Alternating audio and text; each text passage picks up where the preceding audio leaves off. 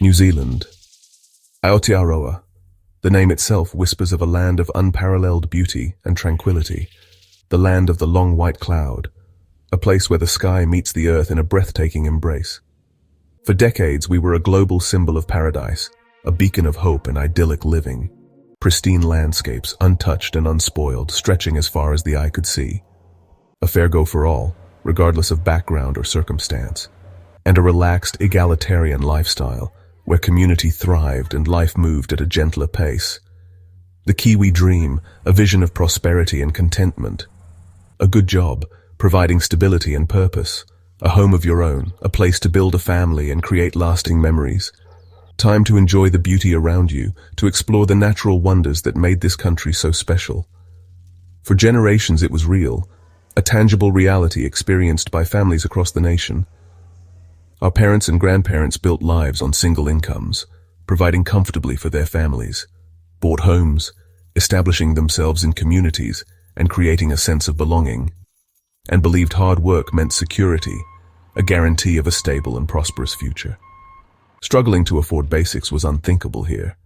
The cost of living was manageable, allowing families to thrive. That was for other countries, not us. We were insulated, protected by our unique social and economic fabric. But the dream is slipping away, fading like a distant memory, becoming harder and harder to grasp.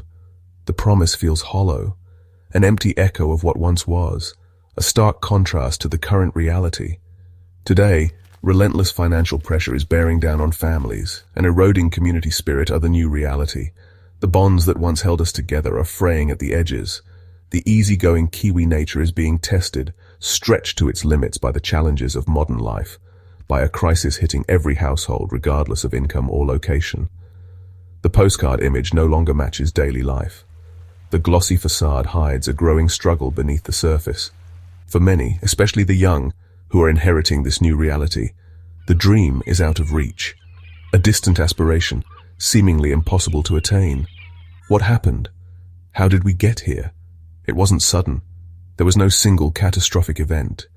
It was a slow unraveling, a gradual erosion of the foundations upon which the dream was built. Policy shifts, often made with good intentions, but with unforeseen consequences. Global forces, beyond our control, reshaping the economic landscape, and rising costs, tightening their grip, squeezing the life out of household budgets.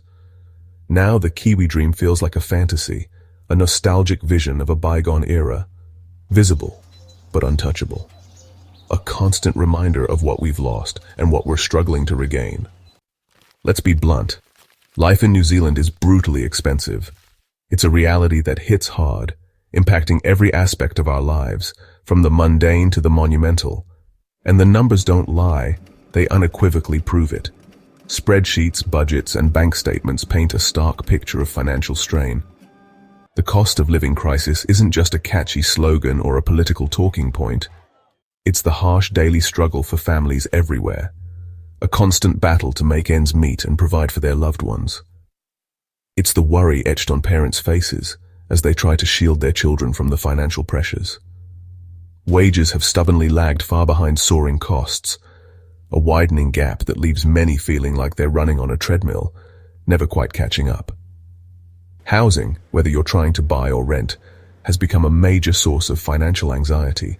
Food, the most basic necessity, now demands a significant portion of the household budget.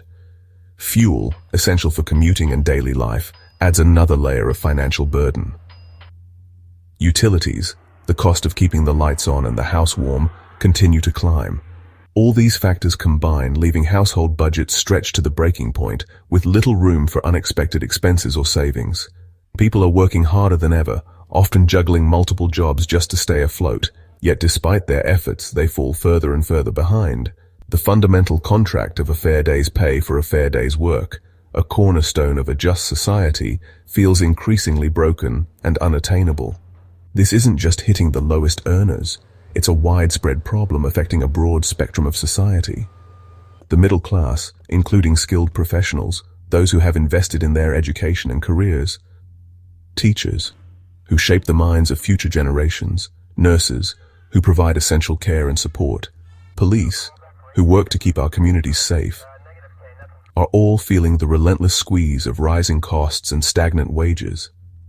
Having a good job, once a guarantee of a comfortable life, no longer ensures financial stability or peace of mind. The sense of financial security, the ability to save for the future, has evaporated for many. The psychological toll of this constant financial pressure is immense. Anxiety, a pervasive sense of hopelessness, and strained relationships within families. When you're constantly worried about making ends meet, about whether you can afford the next bill, it's incredibly hard to plan for the future, to feel optimistic about what's to come, or to maintain a belief in a fair and just society where everyone has a chance to thrive. This isn't just a temporary economic crisis that will pass. It's a deep-seated social and mental health crisis that requires urgent attention and comprehensive solutions. This great squeeze is fundamentally changing who we are as a people, eroding our sense of community and shared prosperity, and the damage, if left unaddressed, could be permanent, with lasting consequences for generations to come. Let's talk about housing, the roof over our heads. It's the cornerstone of the Kiwi dream, a symbol of stability and security for generations. But now, for many, it's become a source of immense pain and anxiety. For many young Kiwis, and even those not so young, home ownership feels like a dead dream, a distant fantasy. The dream has been replaced by the harsh reality of unaffordable prices, constantly climbing and seemingly never stopping. And for a growing number of New Zealanders, the only option is the reality of lifelong renting, with all the instability that comes with it. In cities like Auckland, the epicenter of the crisis, the median house price stubbornly hovers near, or even above, $1 million. It's a staggering figure that puts homeownership out of reach for most.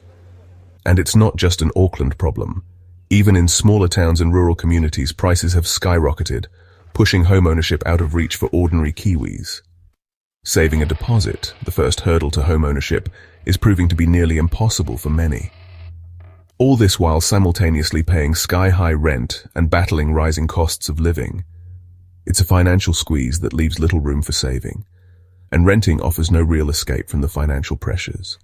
Rents have soared to unprecedented levels, eating up a huge chunk of people's income, and security for renters is increasingly scarce, leaving tenants living in constant fear of unexpected rent hikes or even eviction, forcing them to move and disrupt their lives. This housing crisis wasn't an accident, a sudden unforeseen event. It's the result of decades of poor policy decisions, investor-friendly tax rules that incentivize speculation, and a chronic failure to build enough houses and invest in essential infrastructure. All of these factors have fueled this crisis, creating a perfect storm of unaffordability.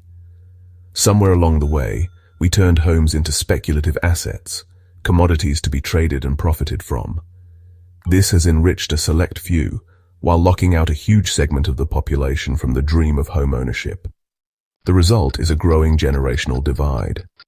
On one side, we have property-rich landlords, often older generations who have benefited from the housing boom, and on the other, property-poor tenants, often younger people struggling to make ends meet and with little hope of ever owning their own home.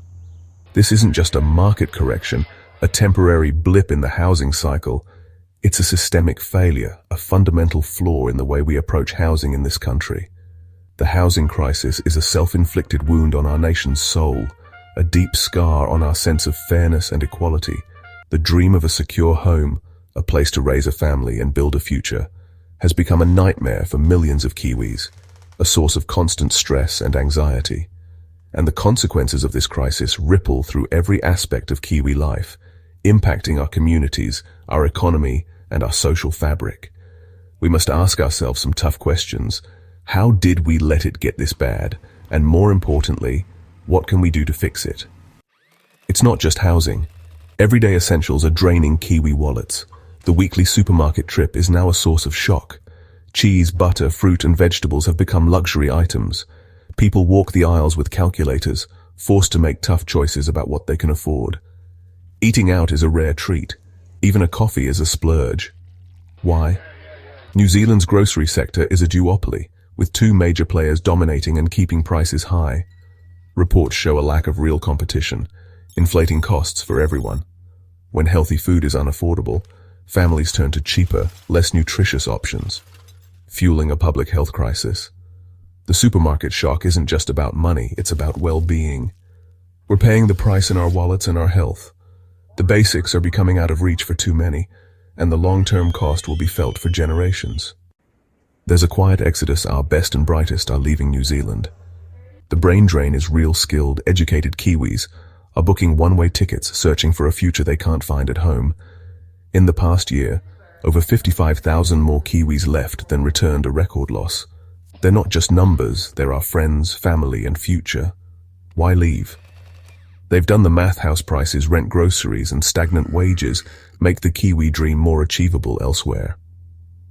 Australia is the top destination, higher wages, lower living costs, and a familiar culture. For many, it's the difference between struggling and thriving. This isn't just about money, it's about hope and opportunity. When skilled professionals leave, they take their ambitions and potential with them. The brain drain is a vote of no confidence in our future. If we don't address the root causes, the trickle will become a flood. Who's leaving? The people we need most: doctors, teachers, engineers. These are dedicated professionals trained for years, now driven out by a system that undervalues them. Doctors face long hours, understaffed hospitals, and uncompetitive pay compared to Australia. Teachers can't afford to live in the cities where they work, spending half their pay on rent. Disillusionment grows. They shape our future, but can't build their own. So they leave for countries that value their skills and offer a better life. This exodus creates a vicious cycle. As more leave, those who remain are stretched thinner, pushing even more to quit. Our healthcare and education systems suffer, and so does every New Zealander who relies on them. The brain drain isn't just a loss of talent. It's a degradation of our essential services. We're exporting our best and importing a crisis. If we don't act, the damage will deepen, and the cost will be paid by all of us.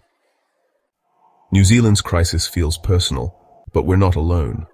Countries like Australia, Canada, the US, and the UK face similar affordability crises. Overheated housing, squeezed middle classes, and rising costs. Global forces, low interest rates, international capital, and housing as an investment have pushed prices beyond reach everywhere. The post-war promise of a comfortable life through hard work is fraying worldwide. But New Zealand's crisis is especially acute. Lower wages, weaker competition, and some of the world's worst housing affordability. We're at the sharp end of a global trend. This context matters. It shows the scale of the challenge. But it's not an excuse for inaction. If anything, it's a call to lead the way in finding solutions. Because if we don't, things will only get worse. Why should the world care about New Zealand's crisis? Because we're the canary in the coal mine. Our small, open economy feels global trends first and hardest. What's happening here could be a preview for other nations. We're a warning. Neglect the fundamentals of a fair society, and the social fabric unravels. Our housing market became a speculative casino. Our supermarkets a duopoly. Our professionals left for better opportunities. The result? Inequality, declining living standards, and a hollowed-out middle class. The policies that led us here aren't unique. They're common across the Western world. Our crisis is a real-world lesson. Unchecked markets don't guarantee prosperity for all. Other countries should take note and act before it's too late. Ignore our warning at your own peril. Here we are, at a crossroads. The Kiwi dream is slipping away, replaced by crisis and division. But this isn't a call for despair, it's a call to action. We need bold reform. Build more homes, curb speculation, and make it easier for first home buyers. Break up monopolies, foster real competition, and bring down the cost of living. Value our essential workers. Pay them what they deserve, invest in public services, and build a high-wage, productive economy. Restore the promise that hard work means a decent life. The decisions we make now will define New Zealand for generations. Will we be a nation of renters, or will we reclaim the dream? The choice is ours, and we must choose wisely. Because paradise is worth fighting for, and the future is still ours to shape.